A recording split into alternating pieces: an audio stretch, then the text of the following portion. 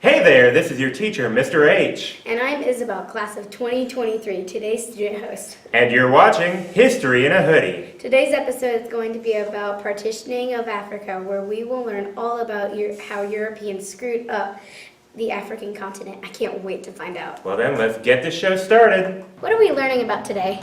The standard for today's lesson asks the students to explain how European partitioning across Africa contributed to conflict, civil war, and artificial political boundaries in Africa today. Before we start, let's go over some of the vocabulary for today's lesson. Transatlantic slave trade means the exchange of captured African men and women to Europe and the Americas. Partitioning means the division of African continent into colonies controlled by the Europeans. The Berlin Conference was the meeting of European leaders to determine how to partition Africa. Genocide is the intentional murder of an entire ethnic group of people. Europe first became interested in Africa due to trade with India and China. The valuable and rare goods that were found in the East Asian region were highly sought after in Europe, so trading with the area was in high demand. There were a couple of ways of getting to Asia: the short way, the longer way, or the desperate attempt to find another way on the opposite side of the globe. The short way was the land route from Europe to East Asia and back. Caravan traders ran across the Silk Road, crossing through countries and empires along the way. Each new land entered meant a pass-through tax and the chance of caravan raiders stealing some or all the bounty. The longer way was the sea route along the southern tip of Africa. While seafaring technology was advancing during the Age of Discovery, sailing ships were not going to successfully navigate the entire route around Africa and to India or China in one continuous voyage. So, countries like Portugal, Spain, Great Britain, and the Netherlands began to set up ports along the African coastline as pit stops for the trip. This is also the beginning of European explorers interacting with African people, taking African resources, and enslaving African people. The desperate attempt to find another way on the opposite side of the globe, by the way, were the expeditions by Cartier, Cabot, Hudson, and other explorers to find a northwest passage to shorten the trip to Asia. During the 1400s through the early 1900s, European nations were engaged in a race to colonize and conquer as many parts of the world as they could. Expanding their empires meant untold riches, glory for their monarchs, and the opportunity to spread their culture and religious beliefs to new people. This race meant that the European powers would butt heads frequently over who would control the claim to which piece of a continent.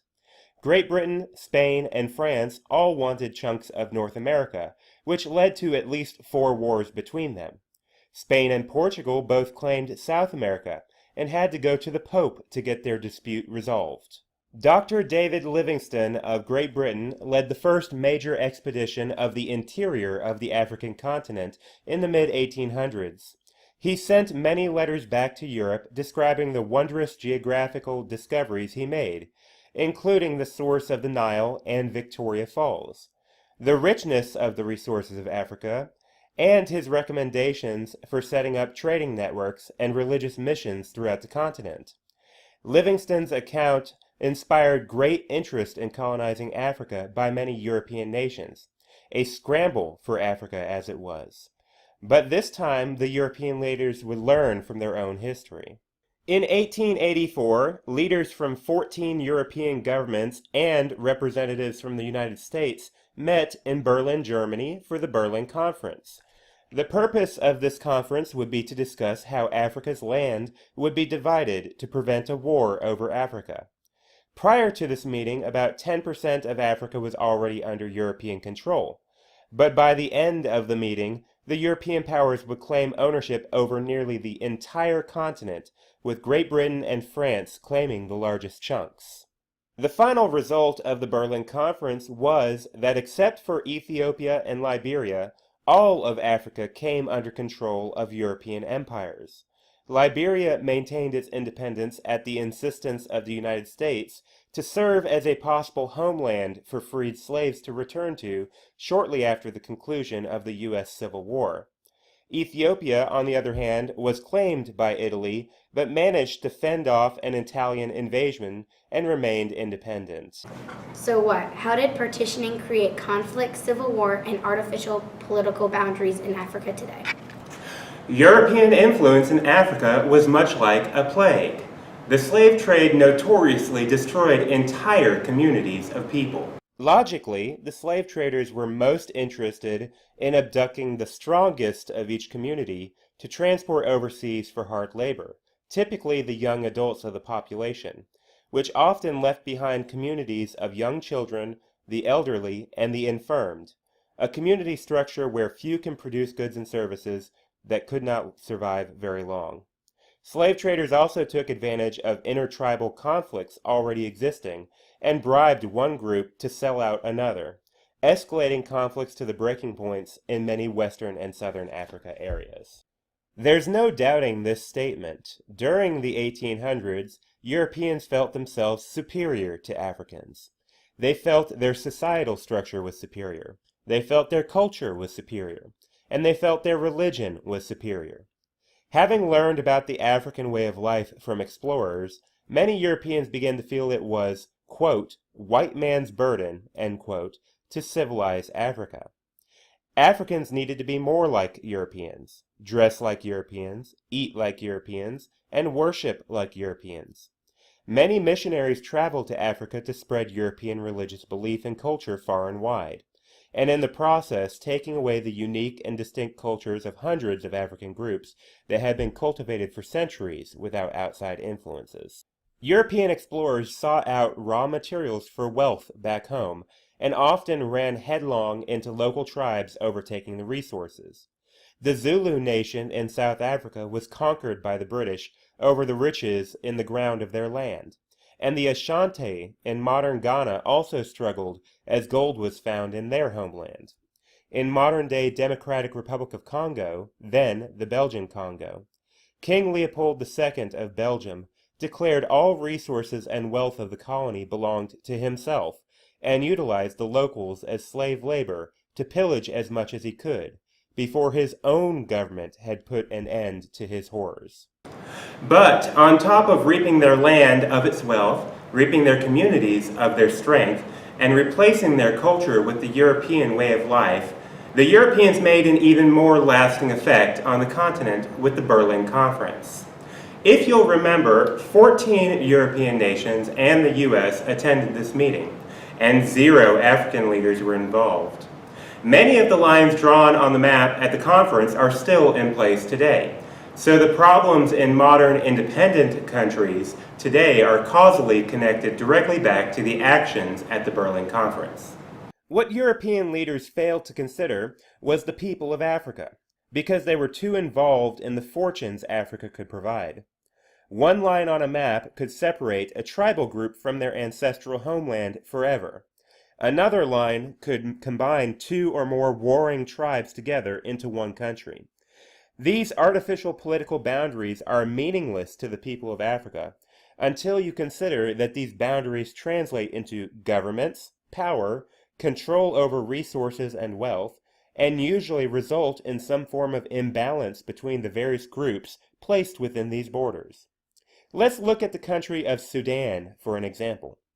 Sudan was controlled by the British until the 1940s, when the country was granted its independence. Within its borders lived 2 different ethnic groups, an Arabic group and a Bantu group, who do not get along well at all. When the British left Sudan, they left the country's government in control of the Arabic group. They also left behind quite a bit of military hardware, including tanks and helicopters, also in control of the Arabic group.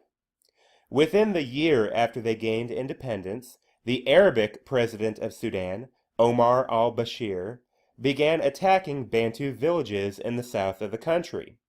Nearly 60 years of conflict in Sudan, what most people consider a genocide, was only resolved recently in 2013, when United Nations and international pressure resulted in the country being divided into 2 and led to the newly created nation, South Sudan. This scenario can be seen across Africa and in many parts of the world where European empires conquered to gain resources and trade markets and left the lands in much worse shape than how they found them. Now what? What am I going to do with this information? When I finalize my report cards each quarter of the school year, one part of the task is the conduct scores and comments. Contrary to popular student belief, I cannot write whatever I want on the report card for the comments, but there's a pre-created list of available comments for me to select from. You may have seen a comment before, like "pleasure to teach," show up on your report card. I've been asked before by some overachieving students which comment is the best one to receive. I'm sure this is different for several teachers. There are great comments like cooperative, great student, great leader, and outstanding. But for me, there is one comment I place higher than the rest: considerate. The meaning of considerate is showing careful thought and careful not to inconvenience or hurt others. The teenager, by nature, struggles being considerate because at that age, most young people have so many of their own concerns and problems to take the time to stop to concern themselves with the difficulties and needs of other people.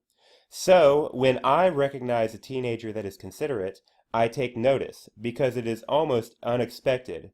Not undesirable, but unexpected. Consideration isn't always a quality that every adult possesses either. However, the world would be a significantly better place if many more adults were considerate. The modern-day messes that are the African continent and the Middle East region are largely the result of European leaders not being considerate of the people and societal structures existing in the colonies they dominated. Me first or us first attitudes, like what the colonial rulers demonstrated, caused harm to others and made the world overall a worse off place. Similarly, in our own lives, focusing only on our own problems and desires means that we can't use our gifts and skills to make someone else's life a little bit better, which could have made all the difference in the world for that person.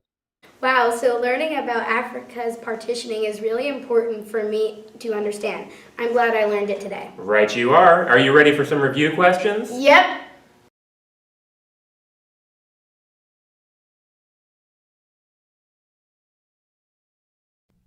Why did the Europeans first take an interest in Africa's continent?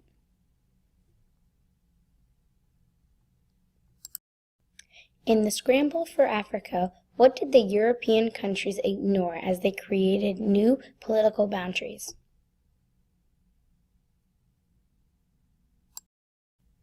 The political cartoon shows European officials eating a cake of Africa.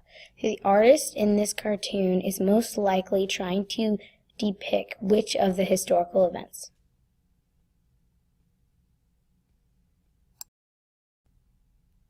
The modern-day political boundaries, civil wars, and conflict found in Africa can often be traced back to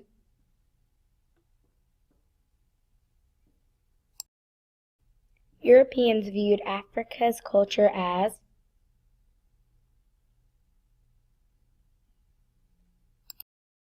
Thank you, Isabel, for co-hosting with me today. I hope the rest of you learned a lot from today's episode of History in a Hoodie about the partitioning of Africa. If you did, don't forget to like, subscribe, and share. Just kidding, I don't care about that stuff, but do make sure you study this lesson. Bye now!